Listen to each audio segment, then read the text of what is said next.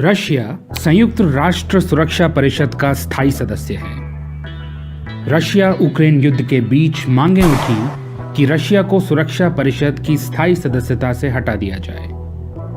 यहाँ एक महत्वपूर्ण प्रश्न उठता है कि क्या यूएन सिक्योरिटी काउंसिल के परमानेंट मेंबर को हटाया जा सकता है, और यदि हाँ तो इसकी क्या प्रक्रिया है। इस वीडियो में हम इसी विषय पर चर्चा करेंगे। पहले बैकग्राउंड तैयार करते हैं। 1945 में संयुक्त राष्ट्र का चार्टर साइन किया गया था, जिसने संयुक्त राष्ट्र के अस्तित्व की नींव रखी। संयुक्त राष्ट्र का काम है विश्व में शांति और सुरक्षा बनाए रखना और ये देखना कि अंतर्राष्ट्रीय कानूनों का ठीक तरह से पालन हो।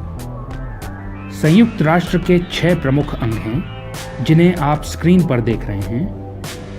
इन 6 में शामिल हैं सुरक्षा परिषद यानी सिक्योरिटी काउंसिल, जो हमारी आज की चर्चा का विषय है। यूएन सिक्योरिटी काउंसिल की शक्ति के अंतर्गत आते हैं पीस कीपिंग ऑपरेशंस यानी शांति अभियान चलाना, इंटरनेशनल सैंक्शंस यानी अंतर्राष्ट्रीय प्रतिबंध लगाना, और मिलिट्री एक्शन यानी सैन्य कार्रवाई को अधिकृत करना।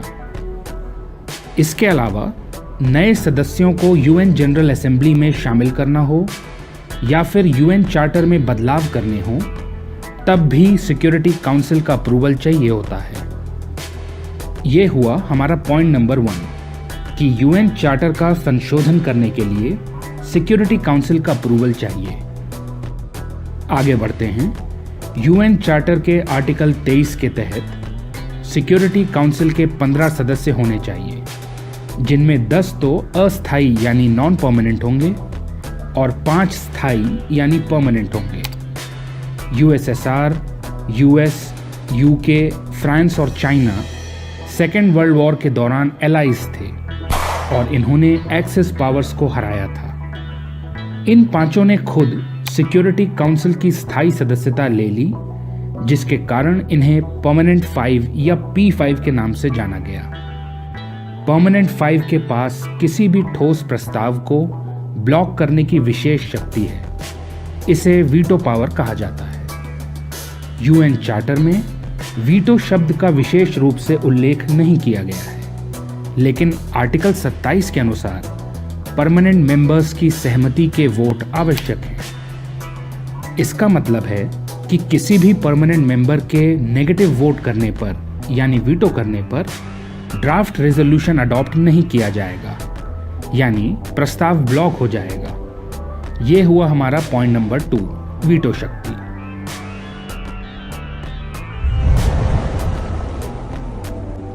अब हम मुख्य प्रश्न पर आते हैं। क्या यूएन सिक्योरिटी काउंसिल के परमानेंट मेंबर को हटाया जा सकता है? जवाब है हाँ। हालांकि स्थायी सदस्य को हटाना बहुत कठिन है, लेकिन क्यों? चलिए समझते हैं। हमने देखा है कि आर्टिकल 23 ने 5 स्थायी सदस्य मेंशन किए, लेकिन चार्टर में कोई प्रक्रिया तो मेंशन ही नहीं की गई जिनसे स्थायी सदस्यों को बदला जा सके। तो इसका अर्थ हुआ कि यदि हमें स्थायी सदस्य की संख्या को बढ़ाना या घटाना है तो हमें यूएन चार्टर में संशोधन करना पड़ेगा। अब आर्टिकल 108 के अनुसार चार्टर में संशोधन करने के लिए संयुक्त राष्ट्र के 2/3 सदस्यों के साथ साथ 5 स्थायी सदस्यों का समर्थन चाहिए। हमने पॉइंट नंबर 2 में देखा था कि स्थायी सदस्यों के पास वीटो पावर है। तो मान लीजिए एक प्रस्ताव आता है कि रशिया को सिक्योरिटी काउंसिल की परमानेंट सीट से हटा दिया जाए, तो ऑब्वियसली रशिया इस प्रस्ताव को वीटो कर देगा। इसका मतलब हुआ कि किसी स्थायी सदस्य को कानूनी रूप से हटाना तभी संभव है जब वो स्थायी सदस्य खुद को हटाए जाने वाले प्रस्ताव को वीटो न करे, उसे पास होने दे। यानी स्थायी सदस्य अपनी मर्जी से अपनी स्थायी सदस्यता छोड़ सकते हैं। जाहिर है, सामान्य परिस्थितियों में कोई भी स्थायी सदस्य अपनी परमानेंट सीट नहीं छोड़ेगा। क्या स्थायी सदस्यों की संख्या में आज तक कोई बदलाव हुआ है? जवाब है नहीं।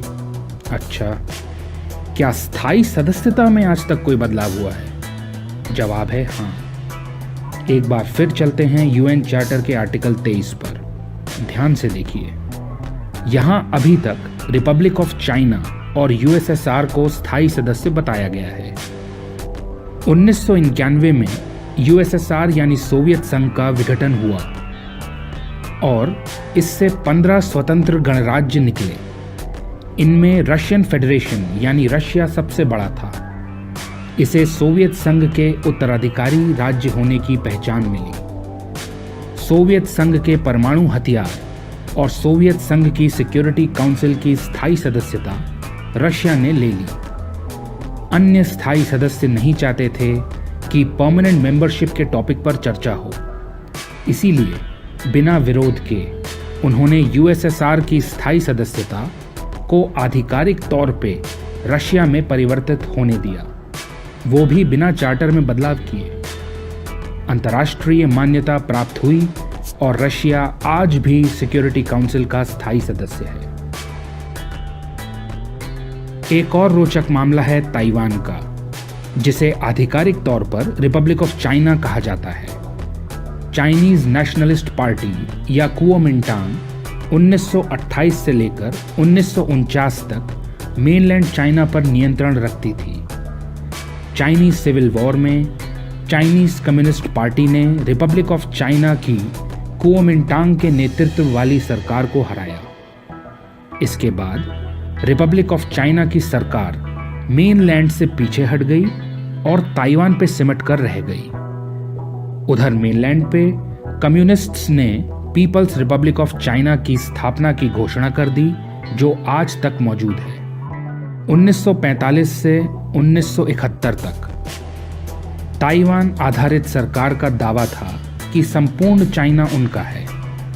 यही दावा था बीजिंग आधारित कम्युनिस्ट सरकार का।